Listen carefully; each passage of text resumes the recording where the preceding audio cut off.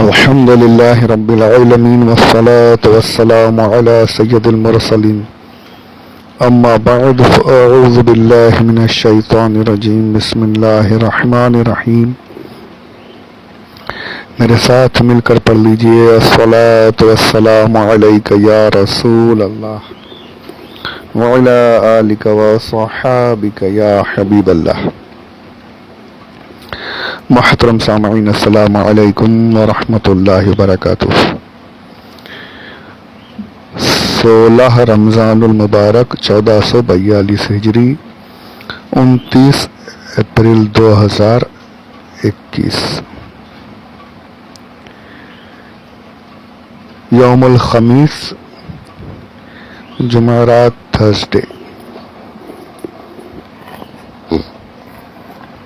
پارہ پہلا سورۃ البقرہ الف لام میم. سورۃ البقرہ جو دوسری سورہ اس کی آیت نمبر 30. فرشتوں کے تعلق سے ہماری گفتگو جاری ہے.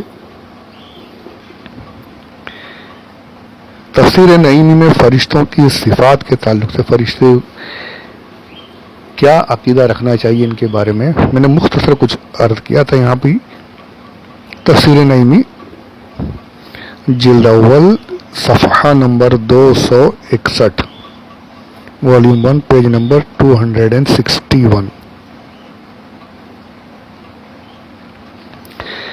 اس میں فرشتوں کے تعلق سے ان کی صفات کے تعلق سے کیا باتیں لکھی ہیں آپ کو مختصر بتا دیتا ہوں. اس کے پہلے میں نے فرشتوں کی قسمیں بتائی تھی، فرشتوں کے کام بتائے تھے. آپ لکھتے ہیں فرشتے اللہ اور اس کے رسول کے درمیان واسطہ ہیں، لنک ہیں، یہ سمجھ لیجیے.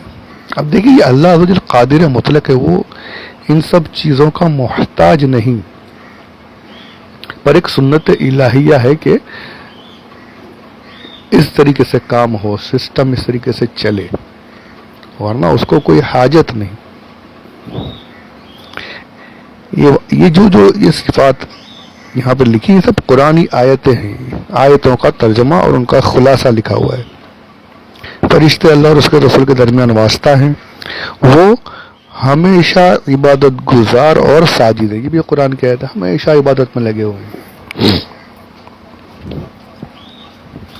حق تعالی سے ان کو بہت قرب حاصل ہے، بہت قریب، اللہ کے بہت قریب ہیں. وہ معصوم ہیں، یہ عقیدہ بہت ضروری ہے. فرشتے گناہ نہیں کرتے، وہ معصوم ہے. معصوم یعنی گناہوں سے بچے ہوئے، اللہ جن کو گناہوں سے بچا لیا ہے، معصوم ہے. انبیاء کے بارے میں بھی یہی عقیدہ رکھنا ضروری ہے کہ انبیاء بھی گناہ نہیں کرتے، وہ معصوم ہے. کہ اچھا یہ معصوم کا عقیدہ آپ کسی اور کے لیے نہیں رکھ سکتے. کسی ولی، کسی امام، کسی بڑے سے بڑے جلیل القدر کے بارے میں آپ یہ عقیدہ کسی اور انسان کے بارے میں نہیں رکھ سکتے. آپ انبیاء علیہ السلام کو معصوم کہہ سکتے ہیں، بلکہ کہنا چاہیے. فرشتوں کو معصوم کہہ سکتے ہیں، بلکہ کہنا چاہیے وہ معصوم ہے. لیکن اگر آپ کسی اور کو معصوم کہتے ہو کہ اللہ نے ان کو گناہ سے محفوظ رکھا ہے، بچا کے رکھا ہے، تو محفوظ آپ معصوم نہیں کہہ سکتے. اللہ نے بچا کے رکھا ہے یہ آپ نہیں کہہ سکتے. معصوم اور کوئی انسان نہیں ہو سکتا. شیعہ حضرات جو ہیں ان کے یہاں پہ یہ اپنے اماموں کو معصوم کہتے ہیں، جتنے، حالانکہ وہ امام صاحب ہمارے اہل سنت کے، ہم بھی ان کی ادب و تعظیم کرتے ہیں، اہل بیت ہیں، پر انہوں نے غلو کر دیا، معصوم کہنا شروع کر دیا کہ معصوم ہے. یعنی نبیوں سے ملا دیتے ہیں کہ جس طریقے سے نبی معصوم ہے، یہ اماموں کو بھی معصوم مانتے ہیں کہ وہ گناہ نہیں کرتے ہیں. یہ عقیدہ غلط ہے. معصوم صرف انبیاء ہیں اور فرشتے ہیں. اچھا ہم بچوں کو معصوم کہہ دیتے ہیں، چھوٹے بچے کتنا پیارا ہے، کتنا معصوم سا دکھتا ہے، تو وہ ہمارا کہنے کا مقصد الگ ہوتا ہے. یہاں پر یہ مقصد نہیں ہوتا کہ گناہوں سے بچے، جی نہیں، وہ ایک اچھا دکھنے پر آدمی کہتا ہے، تو اس پر یہ پکڑ نہیں ہے. اس پر کہہ سکتے ہیں چھوٹے بچوں کو، انسان کی نیت ہی نہیں ہوتی. پر کسی اور کو آپ اس عقیدے کے ساتھ کہ گناہ نہیں کرتے، گناہ نہیں کر سکتے، یہ آپ نہیں کر سکتے، کسی کے ساتھ یہ عقیدہ نہیں رکھ سکتے. ہاں محفوظ کہہ سکتے ہو کہ اللہ نے انہیں گناہوں سے محفوظ رکھا ہے، اللہ نے بچا کے رکھا ہے، گناہوں سے محفوظ ہیں. وہ عقیدہ آپ رکھ سکتے کہ محفوظ عن الخطا، گناہوں سے محفوظ رہتے ہیں، دور رہتے ہیں، اللہ نے انہیں گناہوں سے دور رکھا ہے، بچایا ہوا ہے. گناہ نہیں کر سکتے، نہیں کریں گے، یہ عقیدہ کسی کے بارے میں نہیں رکھ سکتے. تو یہ ایک بیچ میں ایک بات آ گئی تو میں نے یہ بھی تھوڑا عرض کر دی. تو یہ جو ہے فرشتے معصوم ہیں، کبھی حق تعالی کی نافرمانی نہیں کر سکتے. ان کے اندر وہ تھنکنگ ہے ہی نہیں کہ جو حکم ملا وہ تو کرنا ہی کرنا ہے. وہ حق تعالی سے نہایت ڈرنے والے ہیں. بے شک بہت جتنا قرب ہے اتنا ہی خوف بھی ہے اللہ عز و جل کا. وہ خدا تعالی کے دوستوں کی مدد کرتے ہیں. یہ بھی عقیدہ قرآن پاک سے ثابت ہے. مدد کیسی کرتے ہیں؟ یہاں تک کہ جنگوں میں ان کے ساتھ مل کر کفار سے لڑتے ہیں، جیسا کہ جنگ بدر میں ہوا. قرآن کی آیات موجود ہیں کہ فرشتے نازل ہوئے تھے. ارے اس وقت میں صحابہ کے لیے آئے تو ہم تو اور زیادہ کمزور ہیں، ہم تو اور بہت زیادہ ہمیں تو حاجت ہے فرشتوں کی مدد کی. بس ضرورت اتنی ہے کہ ہم ویسے بن جائیں، تھوڑا کوشش کریں اللہ کی طرف بڑھنے کی. فرشتے ہمارے مددگار ہیں، ہمیں تھوڑا جھکنا پڑے گا، اللہ کی طرف آنا پڑے گا. انشاءاللہ تھوڑی کوشش کریں گے نا تو انشاءاللہ بہت مددگار ہیں اپنے. ذرہ ذرہ ہماری مدد کے لیے بے قرار ہے.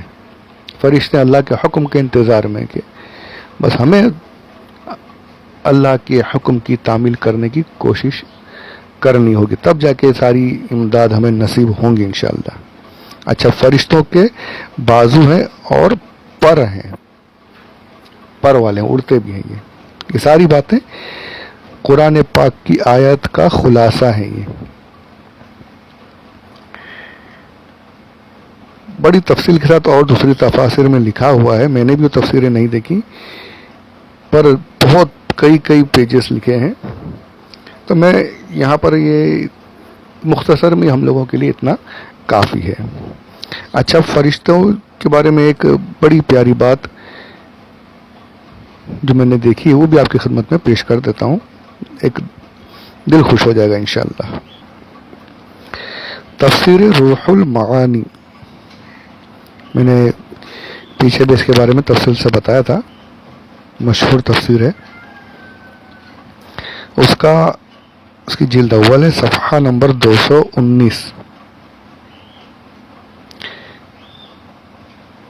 Volume 1، page number 219. اس میں ایسی فرشتوں کی بحث کافی، انہوں نے بہت کچھ لکھا ہوا ہے. میں نے جو تفسیر نئی میں سے باتیں پیش کی وہ سمجھ لیجئے، یہاں اس کا خلاصہ ہے، اردو ترجمہ ہے. بہت سی باتیں لکھنے کے بعد ایک بات یہ بھی آپ لکھتے ہیں کہ فرشتوں کی جو ایک طاقت فرشتوں کو اللہ نے یہ بھی عطا کی ہے، وَهُمْ مُخْتَلِفُونَ فِي الْهَيِّئَاتِ، مختلف شکلوں کے ساتھ ہوتے ہیں. لا يراهم على ما هم علیہ الا ارباب النفوس القدسیت، جو نفوس قدسی جو ہوتے ہیں، یعنی جو اولیاء کرام، انبیاء کرام، جو جن کو اللہ نے مقام عطا فرمایا ہے، جو ایسے لوگ ہوتے ہیں وہی فرشتوں کو اس حالت میں دیکھ پاتے ہیں جس حالت میں وہ، یعنی ان کی حقیقی شکل میں وہی دیکھ پاتے ہیں. حضور اکرم صلی اللہ علیہ وآلہ وسلم روایت فرماتے کہ میں نے جبریل کو ان کی اصلی حالت میں دیکھا کہ ان کے 600 پر تھے. یہ آگے روایت آئے گی انشاءاللہ. شب معراج میں جبریل جو ان کی اصل حالت ہے اس حالت میں حضور کے سامنے ظاہر ہوئے تھے، 600 پر تھے. یعنی بڑے الگ فرشتوں کی جو نورانی جو شکل ہے وہ سب کے سامنے ظاہر نہیں ہوتے. جو نفوس قدسیہ جن کو اللہ نے مقام عطا کیا ہے وہ فرشتوں کو ان کی اصل حالت میں دیکھ سکتے ہیں جیسے وہ ہیں. اللہ جن کے سامنے